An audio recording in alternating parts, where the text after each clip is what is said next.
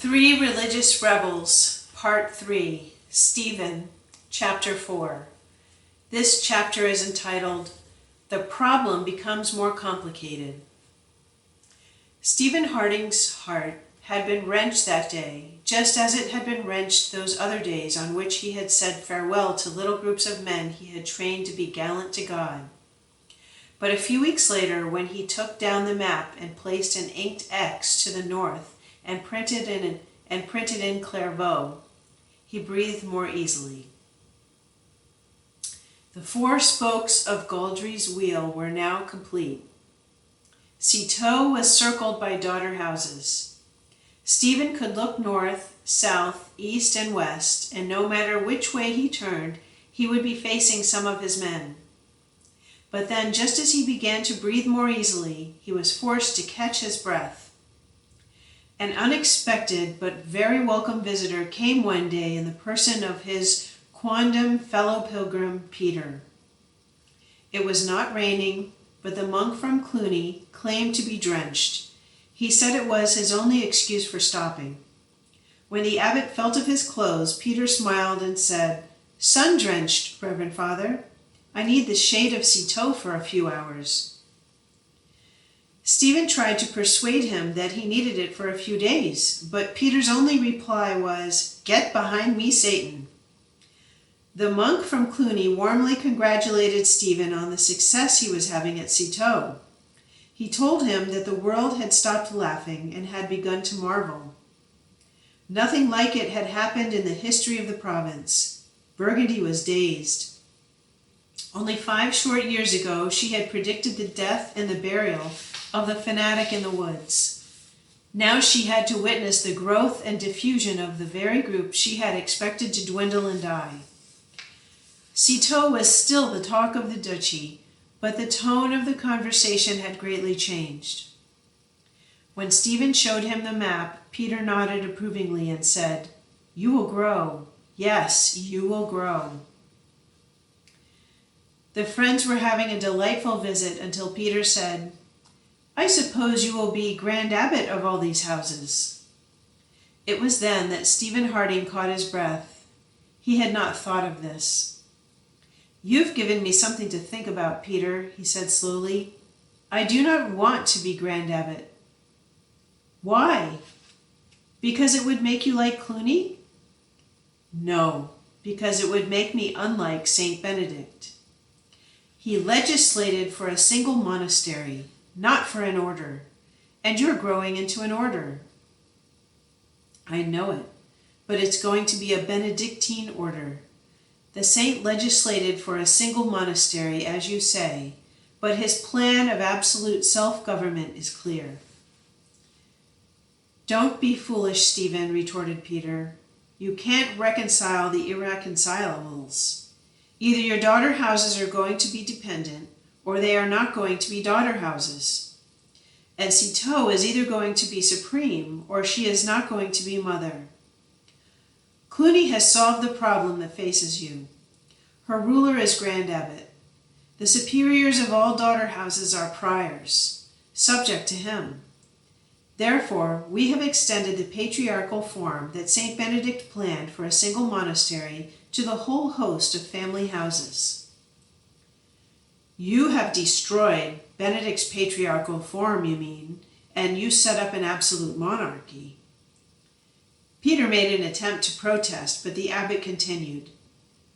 "You know you must admit that, Peter. Cluny is a monarchy. She always has been and always will be. There is great advantage in that form of government. With a capable, saintly man as abbot of Cluny, the order will function perfectly.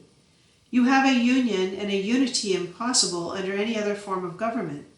But I don't like it." "You're hard to please." "Very," admitted Stephen, smiling but insistent.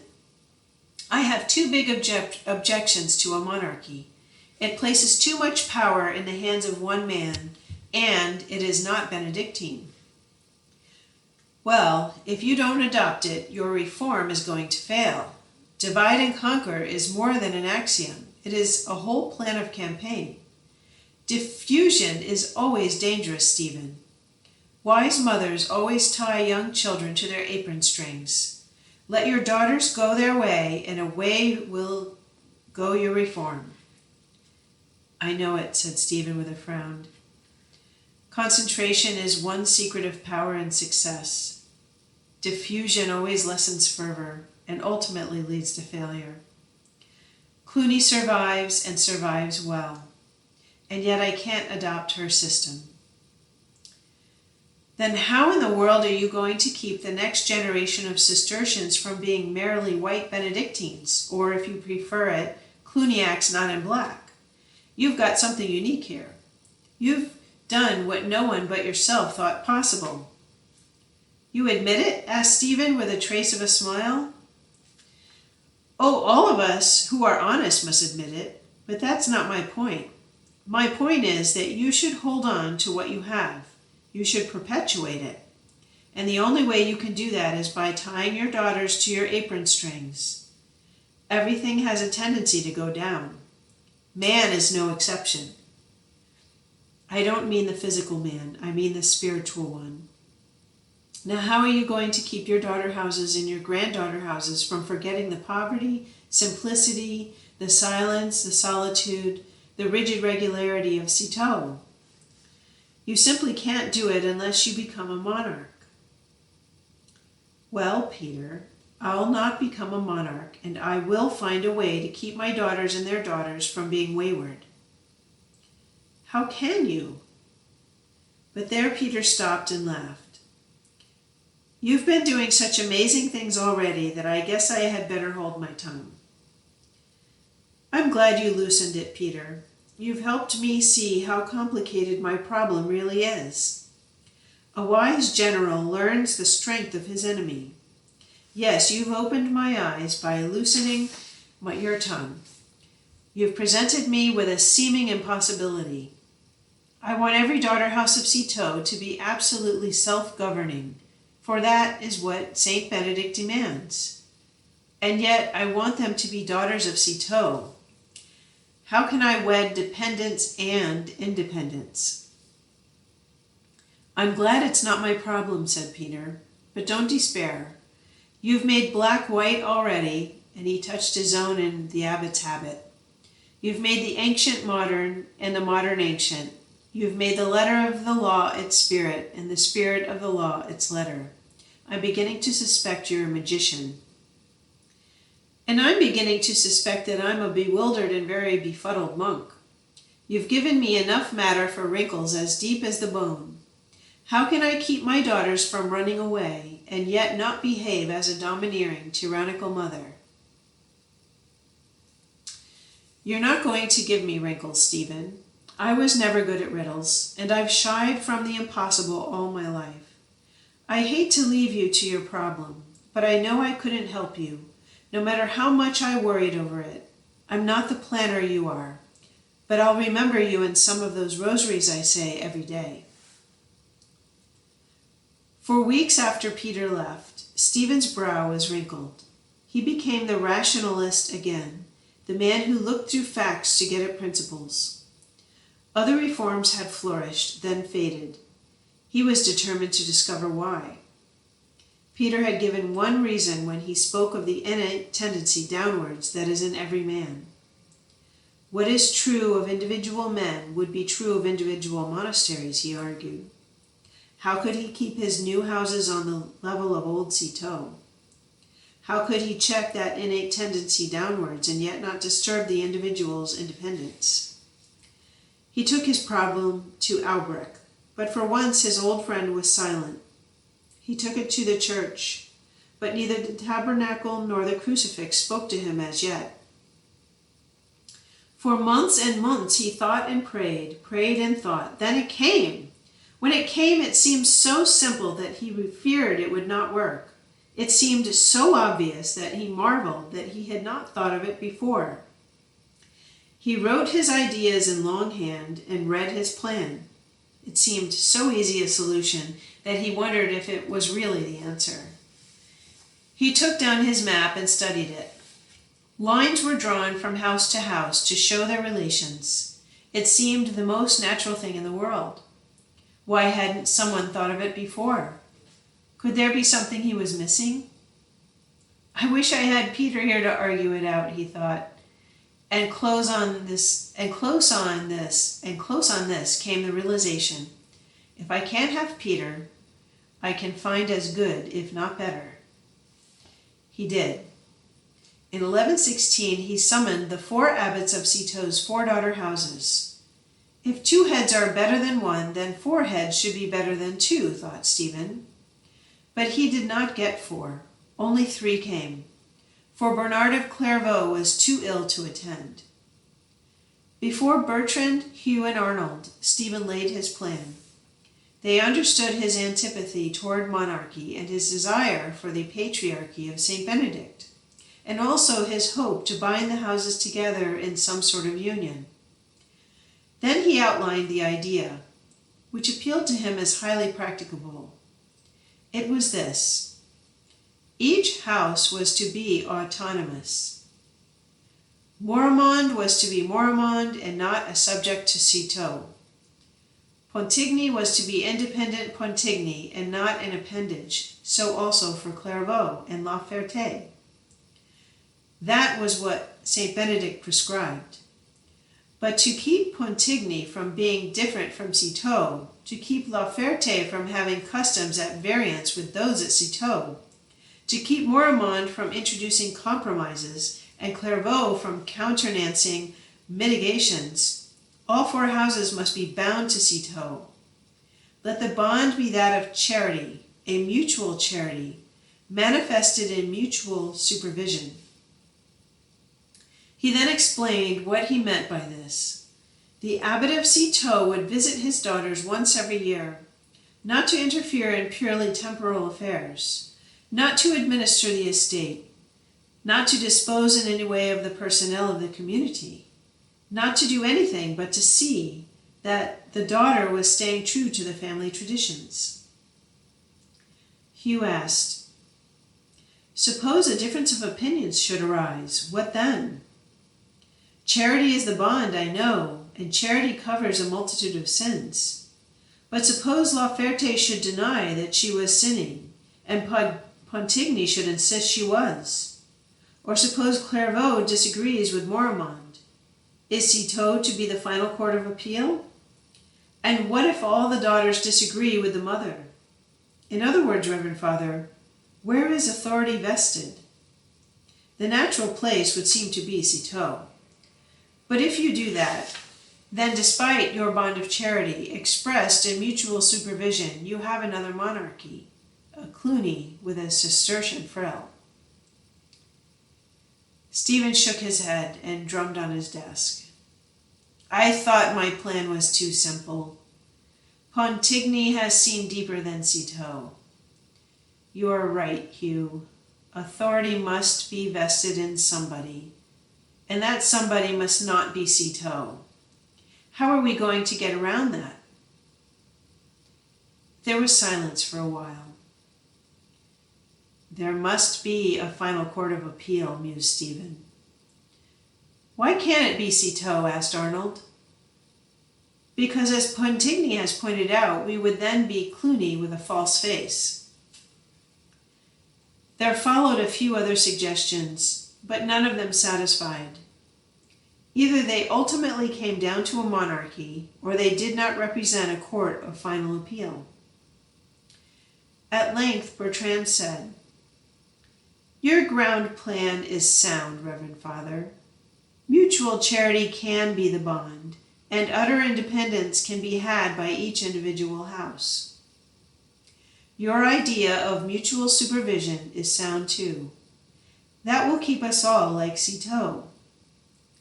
This difficulty presented by Hugh is a difficulty, but it does not destroy your ground plan. It is merely a final detail that needs elaboration." Nodding heads told Bertrand that he had pleased both Arnold and Hugh, but Stephen was frowning. "I wish I could see it as a mere detail, but there is little more that we can do about it today. I know you men are anxious to get back to your monasteries. Let us all pray over it and think over it. If any suggestion comes to you, send it on. If I elaborate this mere detail of Bertrand's, I'll send for you. In the meantime, be true to your traditions." They left then, and it was a full 3 years before they met again. But when they did meet, it was not 3 abbots and Stephen that entered into consultation, but 9 abbots and Stephen. From 1116 to 1119, Citeaux had sent out no fewer than 5 new colonies.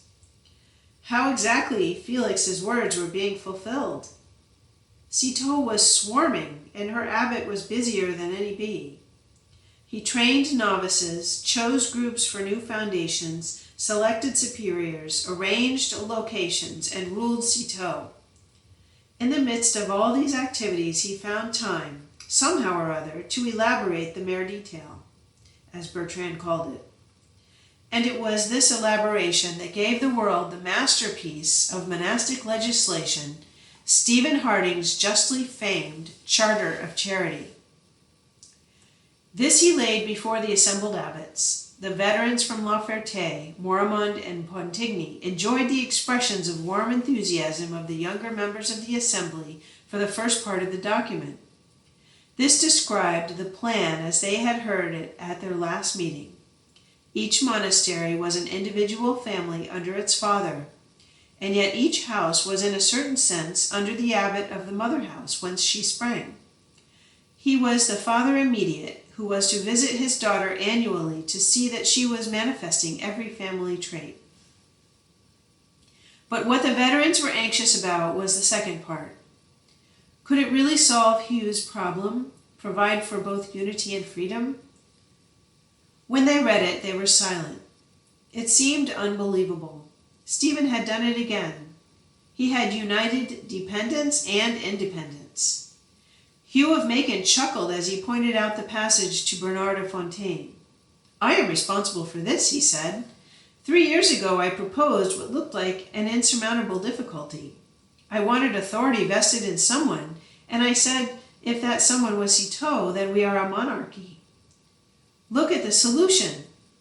It seems so obvious and simple that one is tempted to say, if it was a dog, it would bite you. Bernard smiled. Don't you know, Hugh, that every discovery of genius has appeared obvious and simple after it has been discovered? Let me look at the solution again. Taking the paper, he read the passage. Yes, he said, that's the solution.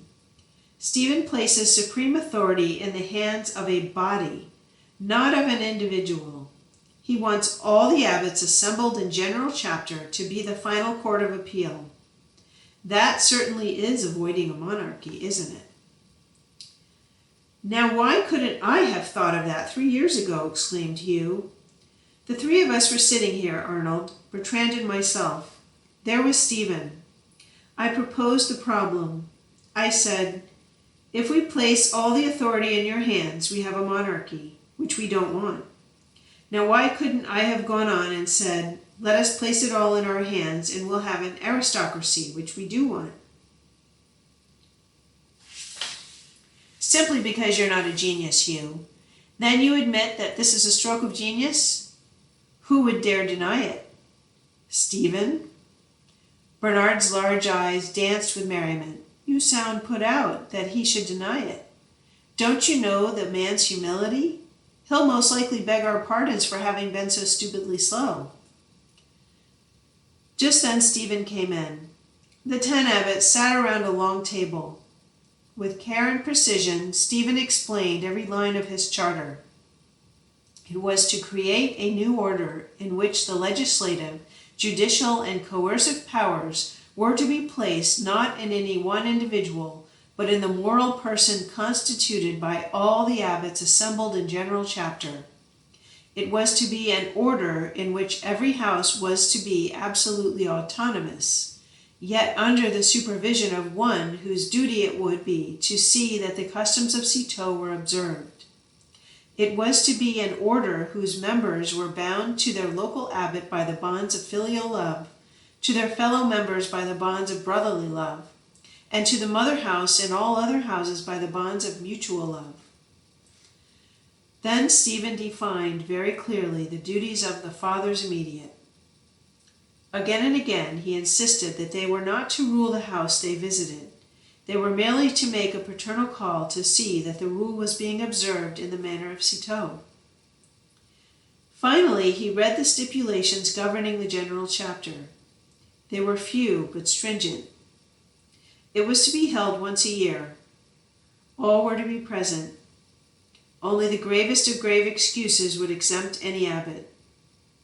Its work was to correct abuses, maintain regular discipline, and strengthen the bonds of peace and charity. At the close of the session, Hugh, still rejoicing over the new charter, exclaimed to Bernard, "His purpose reads like a lyric. Listen." Quote, "that we live united in the observance of the same rule, according to the same customs, and in a common charity." Unquote. "Those aren't the lines of a lyric," replied Bernard. "They are the prologue to an epic."